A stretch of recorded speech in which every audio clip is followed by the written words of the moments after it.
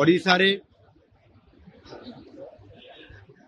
बड़ खुशी एवं आनंदर एक मुहूर्त आज पहुंची। सेमी कंडक्टर प्रोजेक्ट आज ग्राउंड ब्रेकिंग हो पारी। आमर सेमी कंडक्टर क्षेत्र रे गोटे बड़ मैन्युफैक्चरिंग यूनिट आज तार ग्राउंड ब्रेकिंग होईची। आमर 6M रो अनेक क्षेत्र रे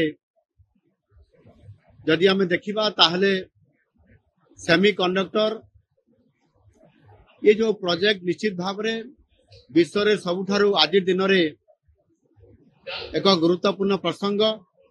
जो देशर सेमी कंडक्टर प्रोजेक्ट अच्छी से देश सेते शक्तिशाली और सेते एडवांस आ सेति पई भारत आज पछरे आउ नाही। माननीय यशस्वी प्रधानमंत्री नेतृत्व रे आज सेमी कंडक्टर प्रोजेक्ट भारत वर्ष रे आज बढ़ी।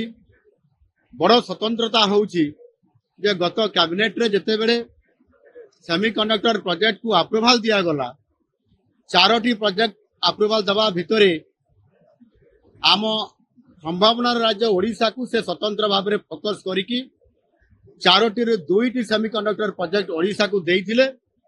आज सौभाग्य प्राप्त हला से 4टी सेमी कंडक्टर रो 2टी जो ओडिशा मिला से 2टी रो गोटिए रो आज तार ग्राउंड ब्रेकिंग आज तार भित्ति प्रस्तर स्थापना करा गला। या पूर्वर भी गोटिए आमर सेमी कंडक्टर प्रोजेक्ट एठी आमर ओडिशा रे आमे आरंभ करिथिलु। RIR पावर इलेक्ट्रॉनिक्स सेतिरे 620 कोटी टंका इन्वेस्टमेंट हेतिला। ये द्वितीय प्रोजेक्ट सेमी कंडक्टर रो, किंतु एथिरे जो आमर चिप्स निर्माण हबो ताहा होची प्रथम। आ सेति पई 2000 कोटी टंका अधिक टंका ये प्रोजेक्ट आज एठी आमर इन्फो वैली प्रोजेक्ट 2 रे जो करिया पई जाउछंती 25 एकड़ जगह रे 1000 रु अधिक सीधा सड़क एथिरे आम युवक युवती माने नियुक्ति पाइबे।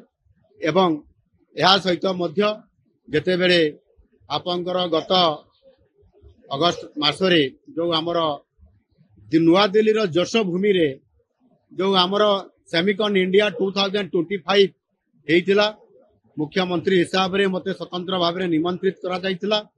एवं सेदिन आमे 16टी कंपनी सहित रोड शो रे 1-to-1 डिस्कशन करिथिलु। 3टी प्रोजेक्ट रो MOU साइन हेइतिला एवं ता भीतर गोटिए प्रोजेक्ट को किछि दिन पूर्वरु हमर जो HLCA रे मध्य अप्रूवल हेइछि। बाकी 2टी प्रोजेक्ट अंडर प्रोसेस रे अछि। खूब शीघ्र से प्रोजेक्ट गुडी मध्य हबो। एवं ये समस्त को मिसेले वर्तमान सुधा ग्राउंड ब्रेकिंग रे आमे 6टी प्रोजेक्ट रो पाखा पाखी पहुंची जाइछु। आहुरी 10टी कंपनी सहित मध्य आलोचना रे अछि, जहाकी आज गुजरात पर ओडिशा स्वतंत्र भाव में ये सेमीकंडक्टर प्रोजेक्ट रे आमे बहुत आगु को आज बढ़ीचु।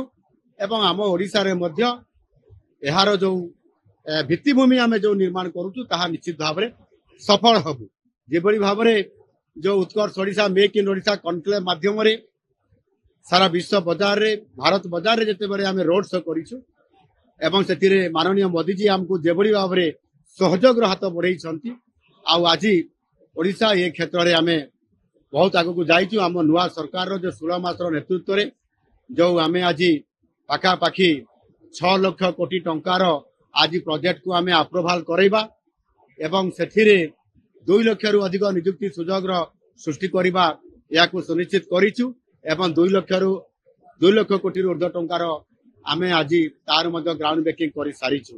एणु आज धीरे धीरे जो भित्तिभूमि सहित आमे बढ़ुछु निश्चित भाव में आगो को ओडिशा शिल्प क्षेत्र रे एवं आमर जो युवक युवती माने ओडिशा रे अछंती ओडिशा रे ही समान एठी जॉब पाइबे, एम्प्लॉयमेंट एठी ही आमे समान को देबु। एवं अर्थनैतिक दृष्टिकोण ओडिशा, शिल्प दृष्टिकोण ओडिशा, एग्रीकल्चर दृष्टिकोण ओडिशा निश्चित भाव में आगरे रहिबे। आगामी दिन में से प्रकार बहुत बड़ा गोटे मिशन मोड रे आम सरकार लोकंकर सरकार काम करुछंती।